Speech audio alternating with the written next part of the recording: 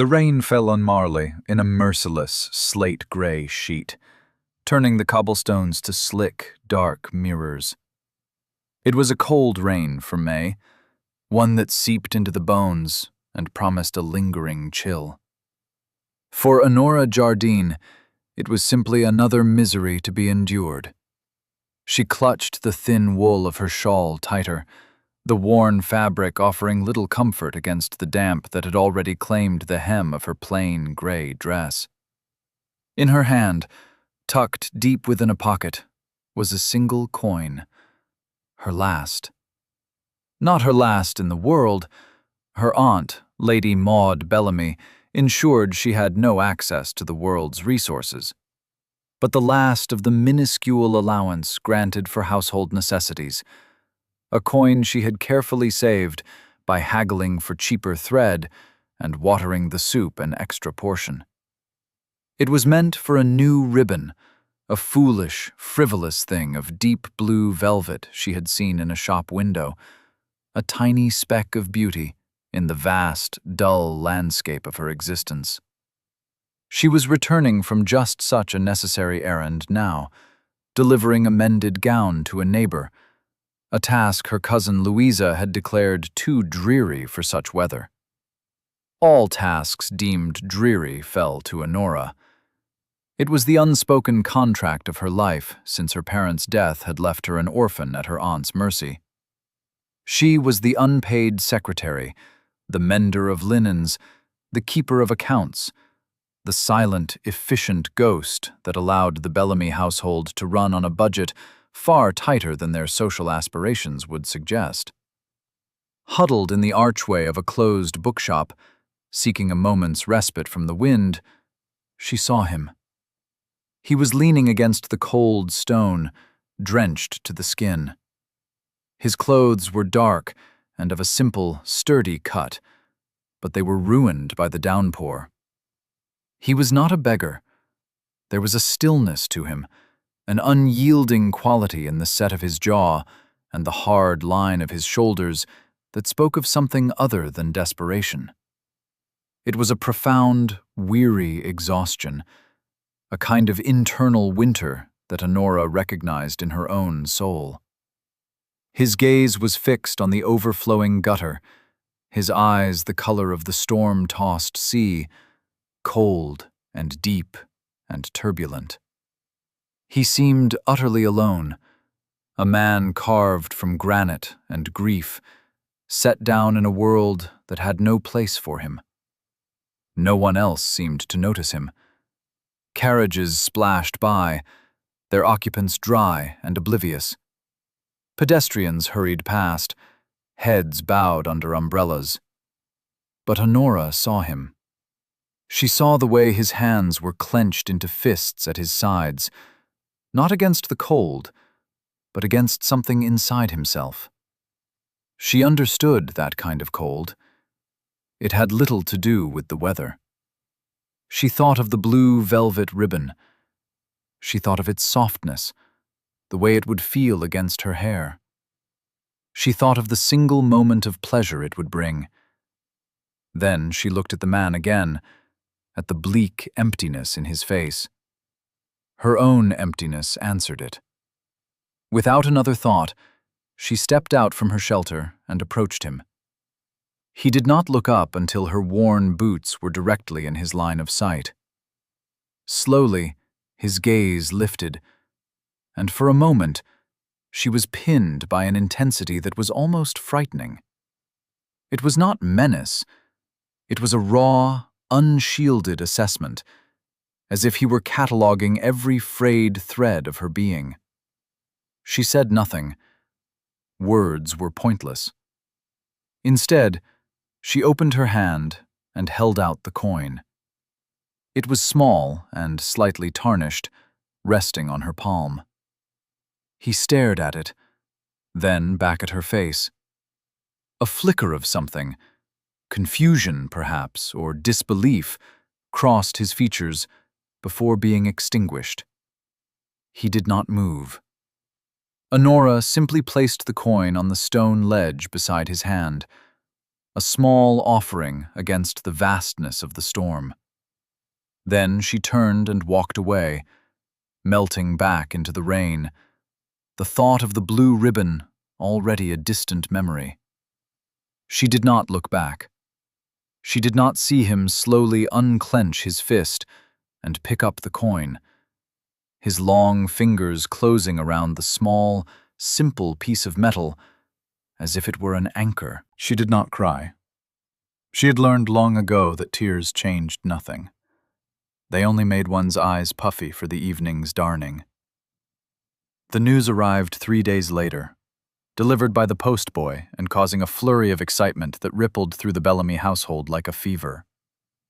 Kestrel Chase, the great brooding estate that had stood silent and shuttered for 5 years, was to be reopened.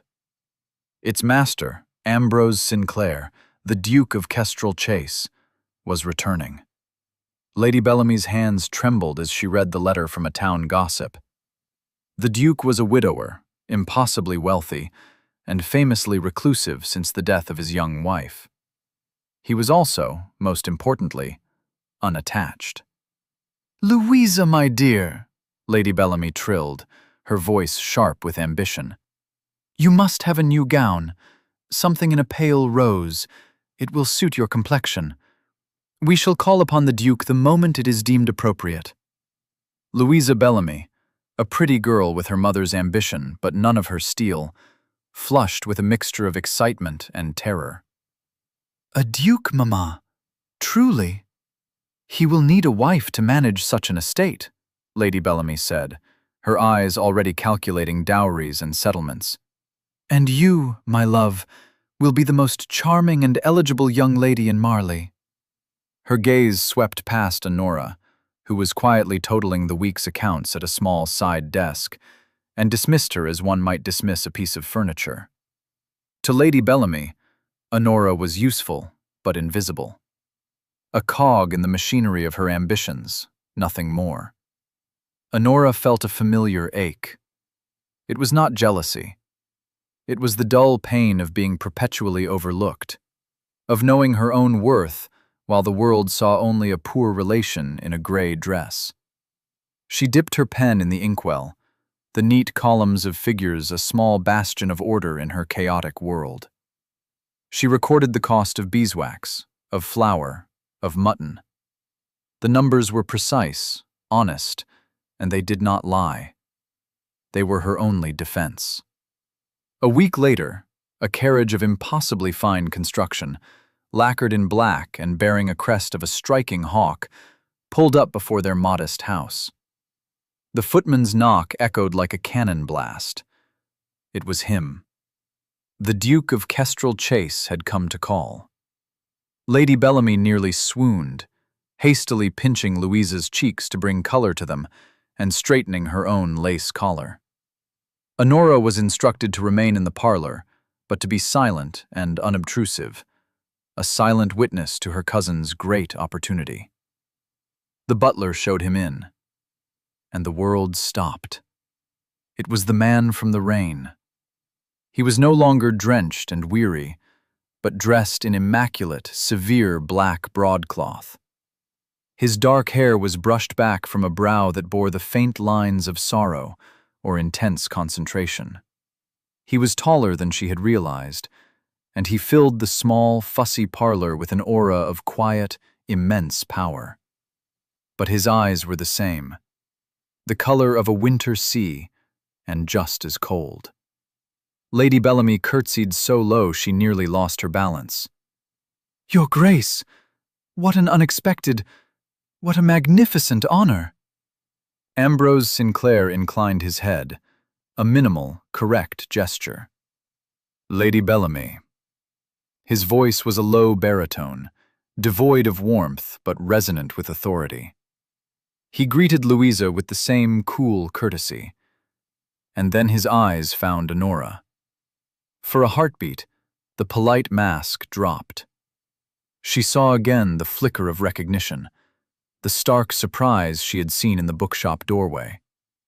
His gaze held hers, and in that silent, charged moment, the rest of the room fell away. He remembered her. He remembered the coin. Honora felt a strange warmth spread through her chest, a feeling so unfamiliar she could not name it. It was not fear. It was not shame. It was recognition. To be truly seen for the first time in years. He broke the contact first, turning his attention back to his hostess. Lady Bellamy launched into a torrent of flattery and thinly veiled inquiries about his estate. He answered in monosyllables, his patience clearly thinning. Then he did something unexpected. "Lady Bellamy," he interrupted, his tone cutting cleanly through her chatter. "I am told you manage your household with remarkable economy. I am in the process of reviewing my own estate accounts, which have been in disarray for some years." Lady Bellamy preened. "Oh, one does one's best, Your Grace." "Who keeps your ledgers?" he asked, his eyes moving deliberately back to Honora's side desk. I oversee them, of course," Lady Bellamy stammered, caught off guard. "My daughter Louisa assists." "No, Mama," Louisa whispered, her honesty overriding her fear. "It is Honora. Honora does all the numbers." All eyes turned to her. Honora felt the heat rise in her cheeks, but she met the Duke's gaze directly.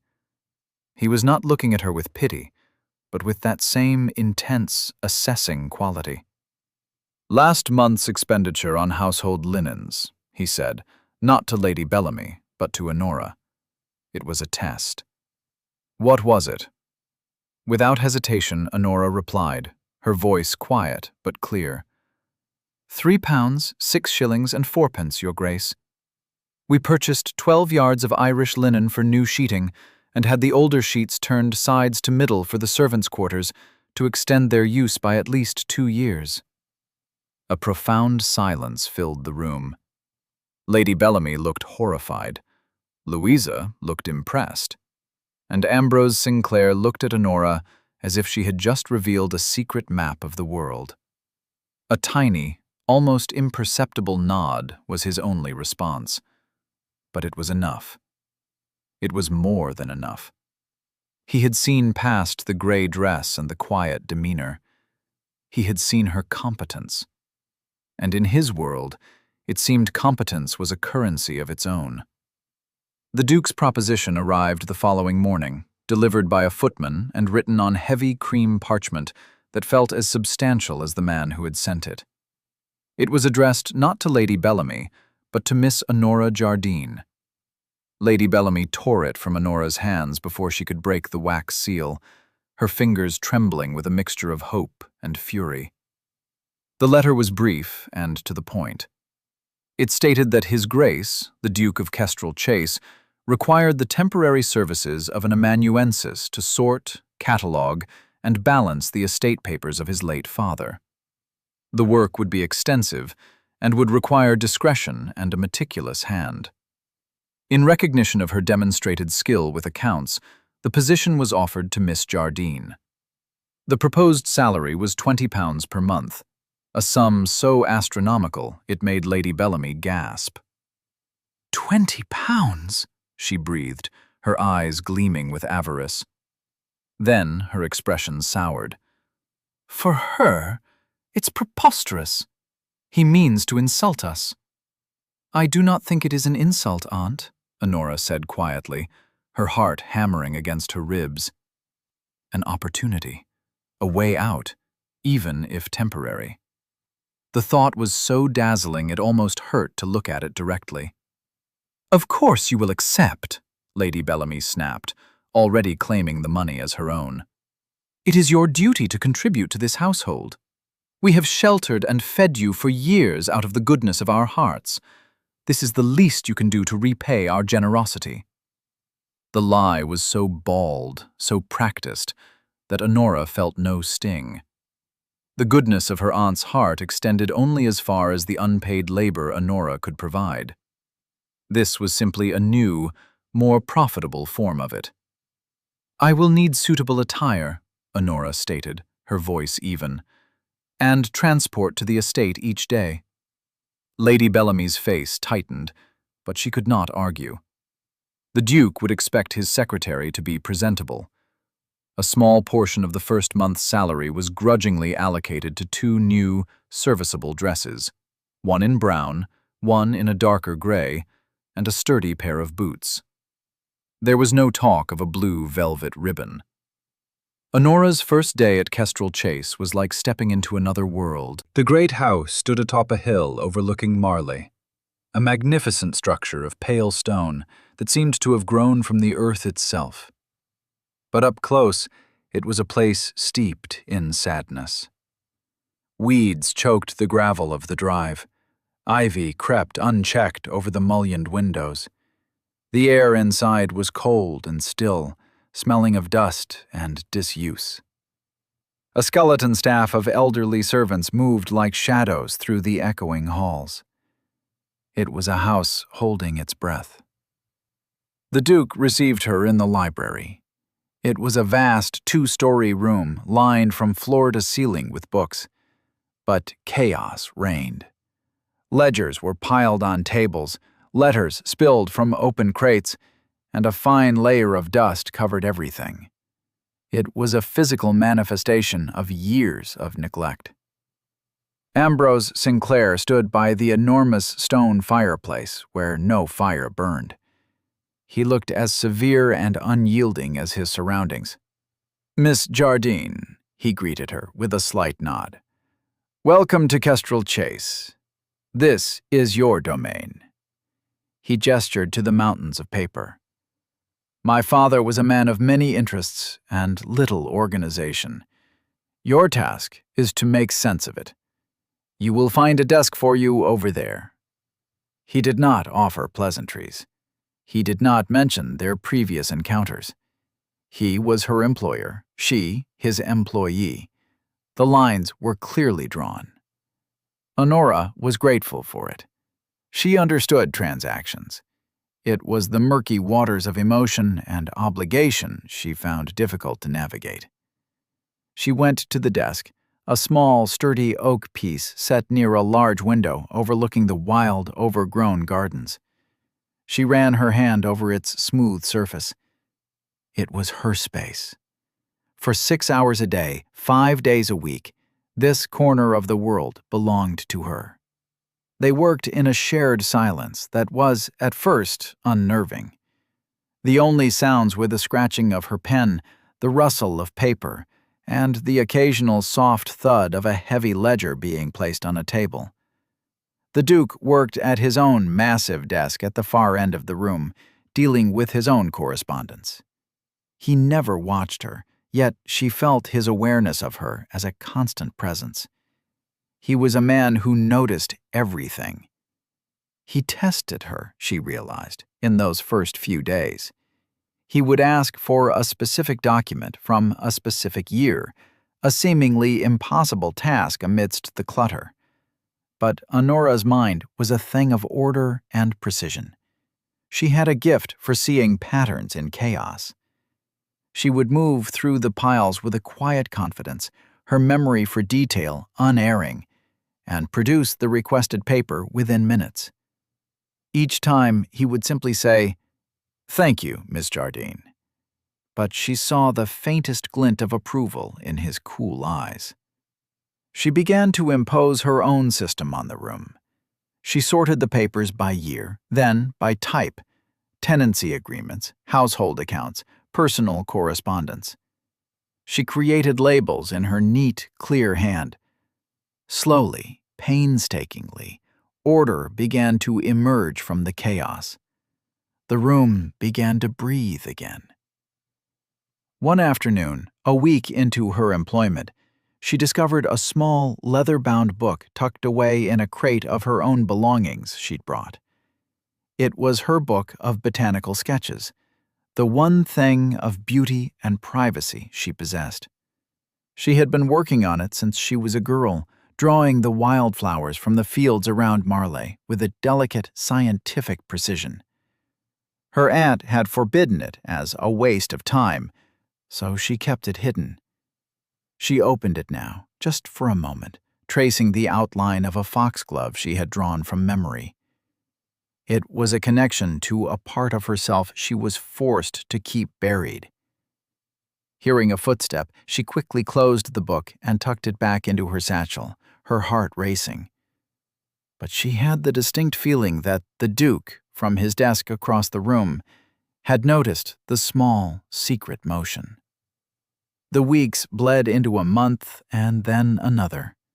A quiet rhythm established itself within the cold stone walls of Kestrel Chase. Honora's presence was no longer a novelty, but a fixture, as essential to the library as the shelves and the books they held.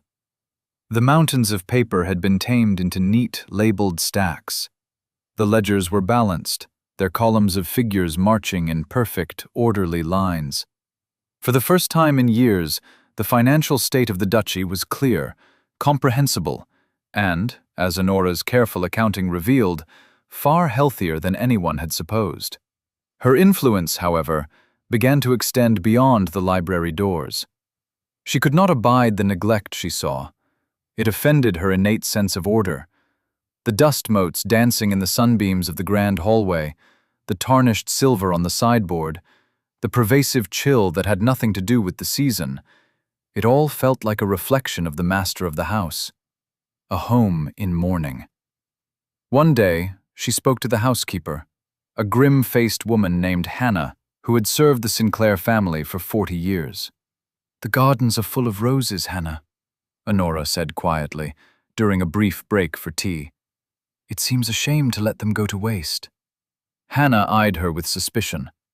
"His Grace has no interest in flowers. Not since—" She trailed off, her loyalty sealing her lips. "Perhaps not for him," Honora suggested gently, "but a house feels more alive with them." The next morning, Honora rose an hour early and walked to Kestrel Chase instead of taking the small cart her aunt had arranged. She entered the overgrown gardens, the dew cool on her boots, and gathered a handful of pale, creamy roses and some sprays of lavender. In the dusty morning room, she found a crystal vase, washed it herself, and arranged the flowers. She placed the vase on the mantelpiece, a single spot of life and color in the somber room. She expected a reprimand. She expected the Duke to order them removed. But when he entered the library later that morning, he simply paused in the doorway, his gaze fixed on the flowers visible in the room beyond. He said nothing. But the next day, the vase was still there, and the day after that. Taking it as tacit permission, Honora began to bring in small bouquets each day. She spoke with Hannah about airing the rooms, about polishing the silver. The old housekeeper, seeing Honora's genuine care and her quiet respect for the house, began to thaw.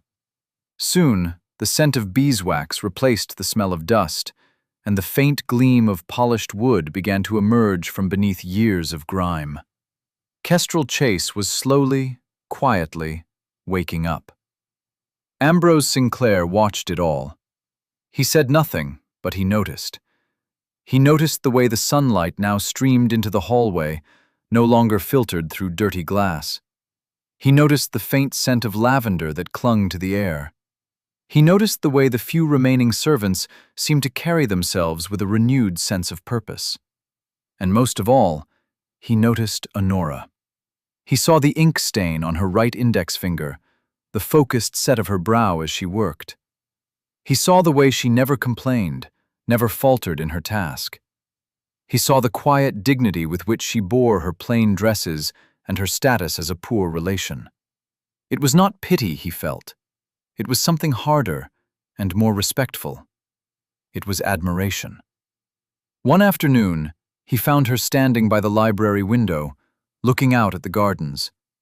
She was not sketching, but her gaze was so intense, so full of a longing for the wild beauty outside, that he felt as if he were intruding on a private moment. He had been reviewing a set of architectural plans for a new folly his father had commissioned, but never built.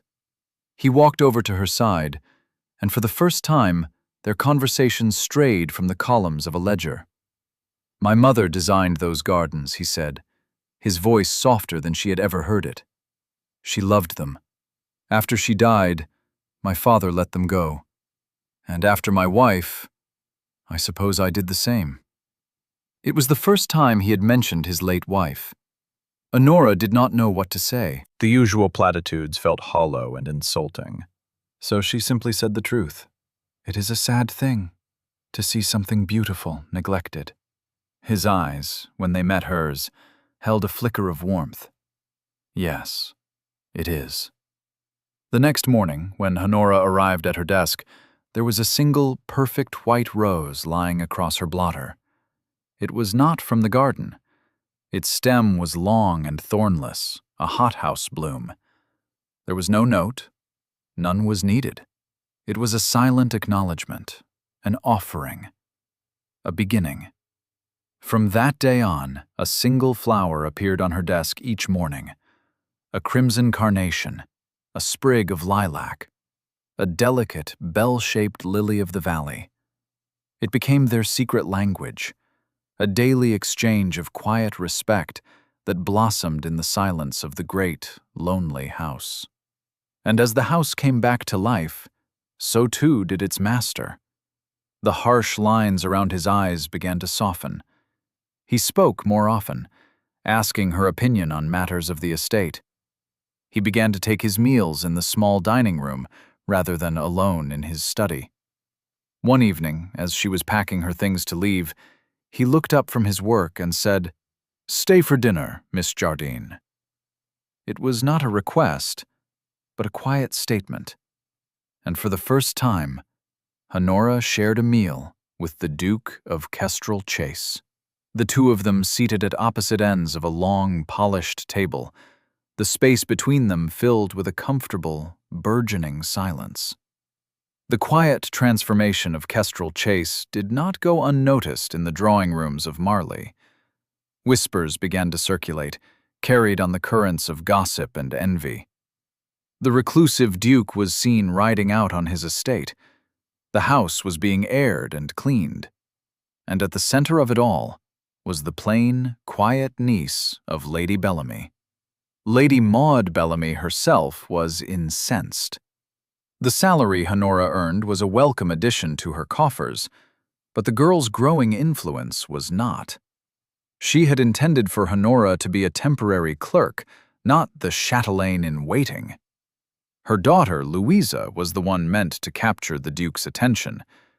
But Louisa's shy, infrequent visits to the estate had yielded nothing more than polite, stilted conversation, often in the presence of the ever-efficient Miss Jardine. The true venom, however, came from Miss Arabella Vaughan. Beautiful, wealthy, and possessed of a sharp-edged charm, Arabella had marked the Duke of Kestrel Chase as her own the moment he returned. She saw Honora not as a rival, that would be giving the girl too much credit, but as an obstacle, an irritatingly persistent piece of grit in the smooth machinery of her marital ambitions. Arabella began her campaign with subtle, cutting remarks. During a visit to the local dressmaker, she sighed theatrically. "Poor Miss Jardine. It must be so dreary for her, shut up with all those dusty papers. One hopes the Duke is paying her enough to at least afford a new ribbon for her hair." The comment, delivered with a sympathetic smile, was designed to remind everyone of Honora's poverty and dependent status. Her attacks grew bolder. She made a point of calling at Kestrel Chase one afternoon, sweeping into the library unannounced. She found the Duke and Honora working at their respective desks, a comfortable silence between them. "Your Grace!" Arabella trilled, her voice a jarring note in the quiet room. "I find you toiling away like a common clerk, and with your little helper." She smiled condescendingly at Honora. "You must let Miss Jardine finish her duties. I have come to rescue you for a ride. The afternoon is far too lovely to be wasted on sums." Ambrose's expression was glacial. "I am not in need of rescue, Miss Vaughan, and Miss Jardine's duties, as you call them, are essential to the restoration of this estate." He did not rise. He did not invite her to sit. The dismissal was polite, but absolute. Arabella's smile tightened. Her gaze fell upon the single, perfect gardenia resting on Honora's desk. Her eyes narrowed. It was a detail too intimate, too personal. It was a sign that the relationship between the Duke and his secretary was something more than professional. The seed of jealousy, once planted, began to sprout into a thorny, poisonous weed. It was then that she and Lady Bellamy formed an unholy alliance, united by their shared ambition and their mutual resentment of Honora. They met in Lady Bellamy's parlor, their voices low and conspiratorial. "He is becoming attached to her," Arabella said, her voice sharp with fury. "The whole town is talking. They say she has bewitched him." "She is a clerk," Lady Bellamy spat, her face mottled with rage. "A charity case. He cannot be serious. He is merely grateful for her work. We must remind him of her proper place." That was when the idea of the letter was born. It was a truly venomous creation, born of greed and thwarted pride. Lady Bellamy, who had for years managed her late brother-in-law's meager finances, had access to his old papers. She had often, she admitted to Arabella with a sly smile, practiced his signature to endorse small bank drafts he had neglected before his death. Her forgery was excellent. Together, they composed the document. It was written in a passable imitation of Mr. Jardine's hand, on aged paper. It was a letter supposedly written to Lady Bellamy herself, a desperate plea from a dying man. In it, he confessed that his daughter, Honora, had always been a difficult, fanciful child, prone to hysterics and untruths. He begged his sister-in-law to take her in, admitting he had no inheritance to leave her, save for a small trust that Lady Bellamy was to administer on her behalf, a trust which, conveniently, had been exhausted years ago by Honora's needs. The letter painted Honora as unstable, penniless, and utterly dependent on the charity of the very aunt she now seemed poised to betray. It was a masterpiece of calculated slander.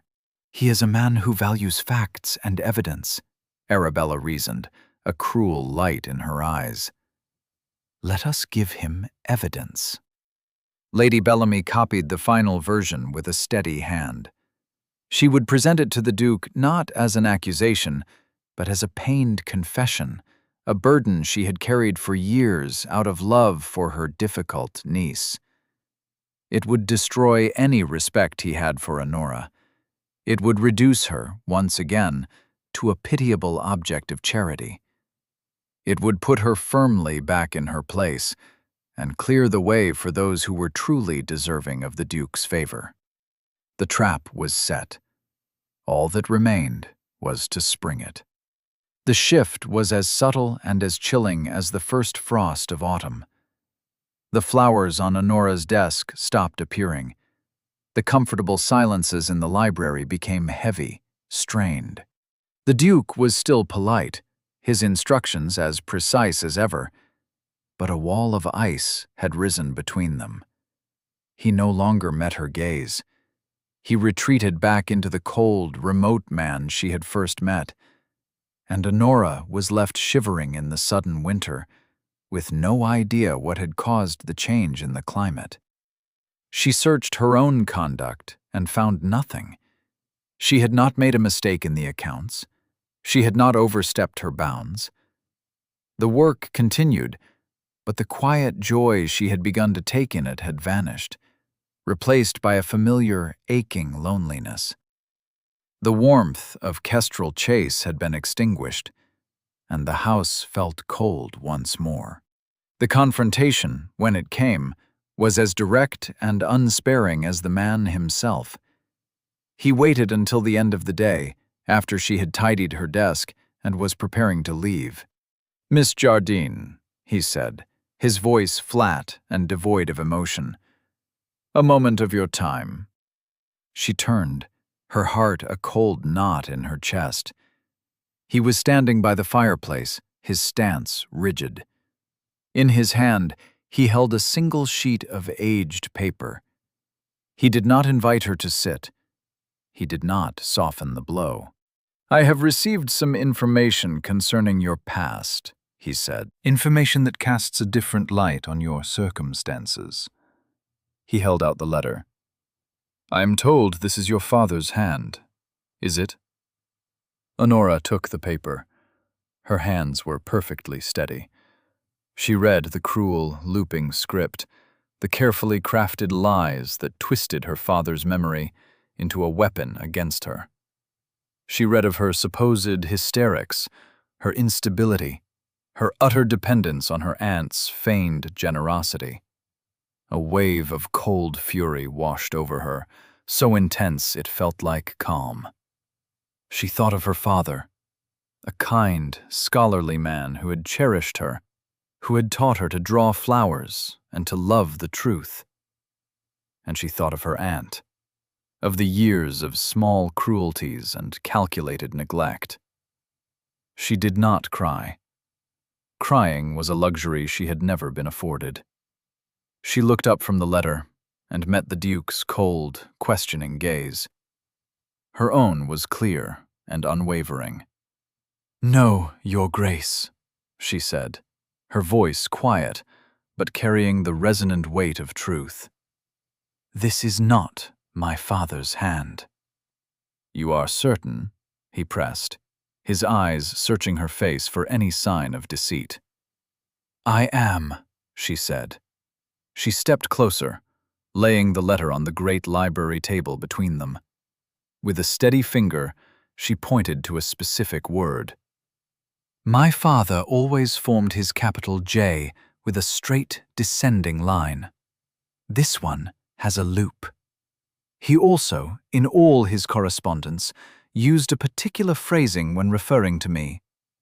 He called me his Nora Belle, never simply Honora." She paused, then pointed to another section. "And this date, here, it claims he wrote this a week before his death. On that day, he was in London consulting a physician. My aunt was here, in Marley. He could not have written and delivered this letter to her in that time." Her calm, precise dismantling of the forgery was more powerful than any tearful denial. Each point was a small, sharp blade cutting through the web of lies. She took a steadying breath before delivering the final, devastating blow. "It is a clever imitation of his script, however," she said, her voice still perfectly level. "But I recognize the style of the forgery. My aunt has had much practice with my father's signature. She used it for years to draw funds from his accounts after his death, until the money was gone." A profound silence descended on the room. Ambrose Sinclair stared at her, his face an unreadable mask of stone. She had laid her truth bare, with no embellishment and no appeal for pity. She had offered him only the facts, just as she had offered him the balanced columns of his ledgers. She had given him the evidence. The choice to believe it was his alone.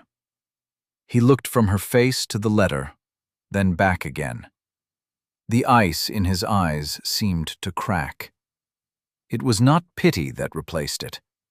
It was a slow, dawning fury, directed not at her, but at those who had sought to destroy her. He had prized honesty and evidence above all else, and she had just given him both in their purest form. He took the forged letter, and without a word, he walked to the fireplace. He crumpled it in his fist and tossed it onto the cold grate. It lay there, a testament to a failed deception. "Thank you for your honesty, Miss Jardine," he said, his voice low and rough, with an emotion she could not decipher. "You may go." She curtsied and left the library, her back straight, her head held high. She did not know if her employment was terminated. She did not know what would happen next. But as she walked down the long, silent corridor of Kestrel Chase, she felt a strange sense of peace. She had spoken her truth.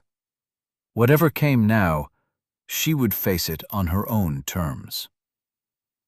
We'll take a very short break. If you don't want to miss new stories, please subscribe to the channel. The invitations were sent out 2 days later. The Duke of Kestrel Chase was hosting a dinner party. It was to be the first grand social event at the estate in over 5 years, and the news sent a thrill of speculation through the county. The guest list was a careful curation of the local gentry, and among the names, of course, were Lady Bellamy, Miss Louisa Bellamy, and Miss Arabella Vaughan. They accepted with triumphant glee, assuming the Duke had seen the truth of their concerns and was now ready to welcome them into his circle, with the troublesome Miss Jardine presumably dismissed and disgraced. A separate note, delivered by personal messenger, arrived for Honora. It was not an invitation, but a command, written in the Duke's bold, clear hand. Miss Jardine, your presence is required at dinner on Friday evening. A gown will be provided. A.S. The gown that arrived was a marvel. It was made of deep sapphire velvet, the color of a twilight sky, exquisitely simple and unadorned. It fit her as if it were made for her. When Honora put it on, she saw not a poor relation in the mirror, but a woman she barely recognized, a woman of strength and quiet grace. She understood then that this was not to be a social dinner. It was to be a reckoning. The great dining hall of Kestrel Chase, which had stood silent for so long, was ablaze with candlelight. The long table gleamed with polished silver and sparkling crystal. Flowers in shades of cream and deep blue cascaded from silver bowls. It was a scene of magnificent, restored order. Honora entered the room not as a servant, but as a guest, on the Duke's arm. The collective gasp from Lady Bellamy and Arabella Vaughan was almost audible. They stared, their faces masks of disbelief and fury, at the sight of Honora, radiant in her velvet gown, standing beside the Duke as his equal. Lady Bellamy's face turned a blotchy, furious red. Arabella's smile became a brittle, painted slash. The dinner was a tense affair. Ambrose was a formidable host, distant but impeccably correct. He guided the conversation, his quiet authority keeping the simmering tensions from boiling over. Honora was calm and composed, answering the polite inquiries of other guests with a quiet dignity that gave no hint of the storm to come. Seated at the table was Lady Theodosia Fenwick, a sharp-eyed dowager countess whose tongue was as legendary as her knowledge of local pedigrees and scandals. Her gaze missed nothing, and it rested on Honora with a speculative curiosity. Finally, after the main course had been cleared, Ambrose tapped his crystal glass with a spoon. A hush fell over the table. "My friends," he began, his voice calm and measured, "I have gathered you here tonight not only to celebrate the reopening of this house, but to resolve a matter of some delicacy." He looked down the table, his gaze resting for a moment on Lady Bellamy, who shifted uncomfortably in her seat. "As many of you know," he continued, "Miss Jardine has been instrumental in restoring order to my family's affairs. Her skill and integrity have been beyond reproach. It was with some distress, therefore, that I recently came into possession of a document that suggested otherwise." He produced a letter from his coat pocket. It was not the crumpled forgery, but a pristine copy. "This is a letter, purportedly from the late Mr. Jardine, which paints a most distressing portrait of his daughter. I was hoping someone here might be able to shed some light on its authenticity." He did not look at Lady Bellamy. Instead, he handed the letter to the one person at the table whose judgment was unassailable. Lady Theodosia, you knew Mr. Jardine well, I believe, and you are a noted expert on handwriting. Perhaps you would offer your opinion. Lady Theodosia took the letter, fixed her lorgnette to her eyes, and read it through. The silence in the room was absolute. Every eye was on her. She read it once, then a second time, a frown deepening on her brow. Finally, she lowered the letter and looked down the table, her gaze as sharp as a shard of glass. It settled directly on Lady Maud Bellamy. "This," Lady Theodosia declared, her voice ringing with authority, "is a contemptible and clumsy forgery. Edward Jardine's penmanship was as elegant as his mind. This is a crude imitation. Furthermore, the man adored his daughter. He would have cut off his own hand before writing such slander." Lady Bellamy made a small, strangled sound. Her face had gone the color of ash. Arabella Vaughan, seeing her ally crumbling, made a fatal error. She tried to intervene. "But Lady Theodosia," she said, her voice high and strained. "Lady Bellamy has cared for the girl for years. She was only acting out of concern for his Grace's welfare." Lady Theodosia turned her withering gaze upon Arabella. "Concern, Miss Vaughan, or ambition? It seems to me that the only people who would benefit from discrediting Miss Jardine are those who see her as an impediment to their own designs." It was over. The public exposure was complete, not with a shouted accusation, but with a quiet, irrefutable pronouncement of truth. Lady Bellamy stared at her plate, utterly broken. Arabella looked wildly around the table, finding only cold, condemning eyes. The whispers started, quiet at first, then growing into a wave of shocked murmuring. The social ruin of House Bellamy and its allies was absolute and instantaneous.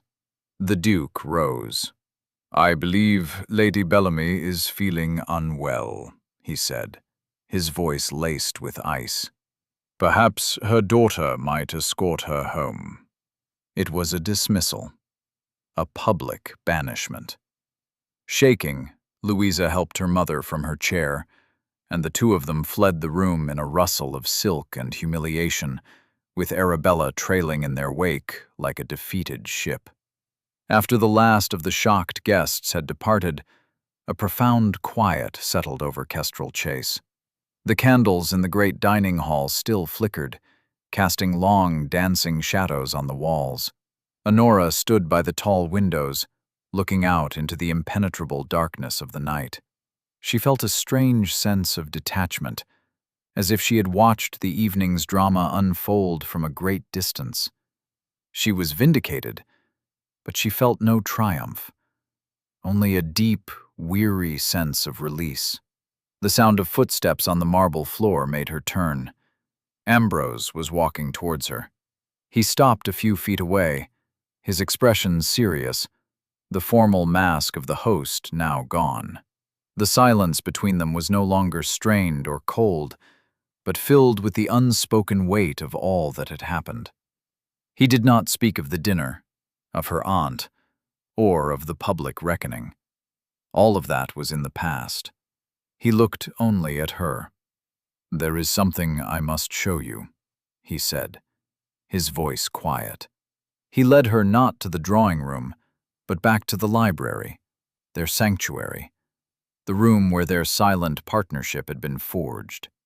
A single lamp burned on her small desk, casting a warm, golden glow over the ordered books and papers. He walked over to a locked cabinet she had never seen him open. He unlocked it with a small brass key and took out a flat, leather-bound portfolio. He placed it on her desk and opened it. Inside were not legal documents or estate maps, but a series of exquisite watercolor paintings. They were botanical illustrations, rendered with a skill and delicacy that took her breath away. Each one was a portrait of a flower, a rose, a lily, an orchid, so lifelike it seemed to bloom on the page. "These were my wife's," he said softly, his voice thick with memory. "She was an artist. After she died, I locked them away. I could not bear to look at them. I locked away everything that was beautiful." He then reached into a drawer of his own desk and brought out a small, familiar object. It was her own hidden sketchbook, the one she thought she had kept so carefully concealed. He placed it on the desk beside the portfolio of his late wife's paintings. He opened it to a drawing she had made of a wild columbine, its intricate petals captured with painstaking love. "This," he said, his finger gently tracing the line of the stem, "is who you are. Not a clerk, not a poor relation, not what they say you are. You are an artist.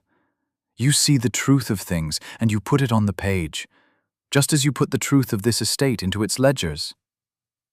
Honora could not speak. A lump had formed in her throat. He saw her. He had always seen her, the real her, the one she kept hidden from the world. He turned to face her, his hands coming up to gently cup her elbows. His touch was warm and firm. His eyes, the color of the sea, were no longer cold, but deep with an emotion she was only now beginning to understand. "For 5 years," he said, his voice a low, raw confession, "I have been living in a gray world, a house of silence and memory. You came here, Honora, and you brought order. You brought honesty. And you brought color." He glanced at her sketchbook, then back at her. "You have brought this house, and its master, back to life." He used her first name. It sounded like a prayer on his lips. "I am asking you to stay, not as my amanuensis, but as my wife." He paused, his gaze unwavering. "I have a title, the Duchess of Kestrel Chase, but it is an empty thing without the right woman to give it meaning. You have already restored the heart of this house. I am asking if you will be its heart. Will you accept, Honora?" It was not a rescue. It was not a grand, poetic declaration. It was a plain-spoken offering of partnership, of recognition, of a shared future built on a foundation of truth and mutual respect. It was more real and more precious than any flowery romance. Tears she had refused to shed in the face of cruelty now pricked at her eyes in the face of such profound kindness. She let one fall, a single, glittering testament to the end of her long winter. "Yes," she whispered, her voice clear and steady. "Yes, Ambrose." He smiled, a true, warm smile that transformed his severe features, and gently, reverently, he leaned down and kissed her. It was not a kiss of passion, but of promise. A promise of quiet days, of shared work, of a home filled with light and color and truth. A promise of a life, finally, of her own choosing.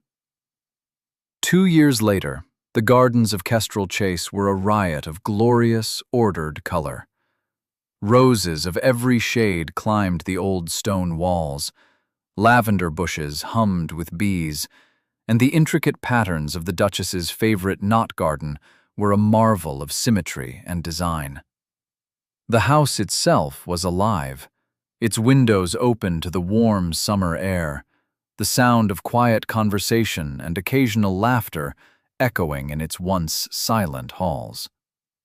Honora, now the Duchess of Kestrel Chase, sat at a large table in the sun-filled morning room. Spread before her were the final proofs for her first book, a botanical study of the wildflowers of the English countryside. It was a magnificent volume, filled with her own exquisitely detailed illustrations. The dedication page was simple. for my father, who taught me to see."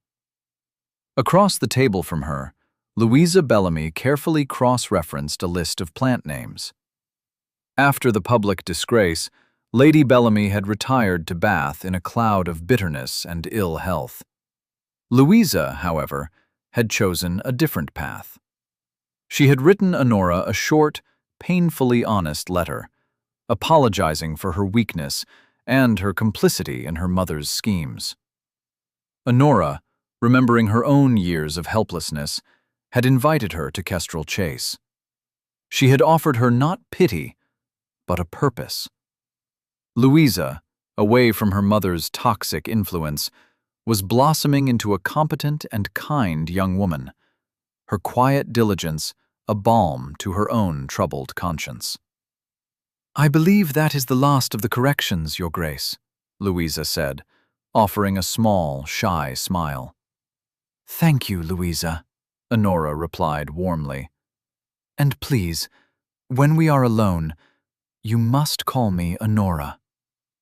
The door opened and Ambrose entered, carrying a small pair of shears and a single, perfect sapphire blue delphinium. The lines of grief had long since vanished from his face, replaced by a quiet contentment. He came to stand behind his wife's chair, his hand resting lightly on her shoulder as he looked down at the proofs.